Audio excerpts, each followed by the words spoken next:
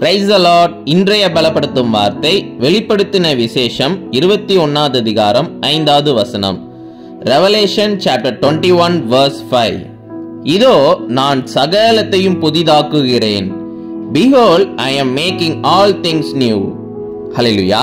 இன்றைக்கு இயேசு உங்களை பார்த்து சொல்லுகிறார், மகனே மகளே, நான் உன்னுடைய வாழ்க்கையில எல்லாவற்றையும் புதிதாக்க போகிறேன் என்று வாக்கு பண்ணுகிறார்.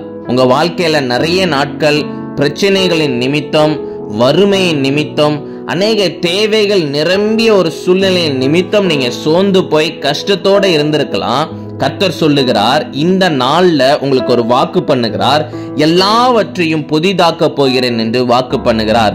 உங்க வாழ்க்கையில இருக்கிற எல்லா தோல்விகளையும் ஜெயமாக மாற்ற போகிறார். ஒரு புதிய துவக்கத்தை அவர் செய்ய போகிறேன் என்று வாக்கு பண்ணுகிறார். இவ்வளவு நாட்கள் உங்களுடைய வாழ்க்கை எப்படி இருந்துச்சுன்னு நினைக்காதீங்க. இனி உங்களுடைய வாழ்க்கை எப்படி இருக்க போகுதுன்னு சொல்லி நீங்க நினைச்சு பாருங்க. உங்க வாழ்க்கையில ஏசப்பா ஒரு புதிய துவக்கத்தை இந்த நாள்ல இருந்து ஆண்டவர் உங்களுக்கு கட்டளை இடுகிறார். ஒரு புதிய வாழ்க்கைக்குள்ள நீங்க போக போகிறீங்க. எல்லாவற்றையும் ஏசப்பா உங்களுக்கு மாற்றி தர போகிறார். அதனால சோர்ந்து போகாதீங்க.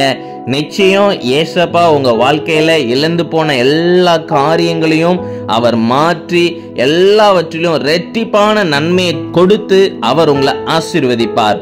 அதனால சந்தோஷமா இருங்க. நிச்சயம் ஏசப்பா உங்க வாழ்க்கையில பெரிய காரியங்களை செய்வார். நம்ம எல்லாரும் கண்களை மூடி ஜெபிக்கலாம். எங்களை நேசிக்கிற நல்ல தகப்பனே, ஏசப்பா பிள்ளைங்களுடைய வாழ்க்கையில பெரிய காரியங்கள் நீங்க செய்ய போகிறீங்க.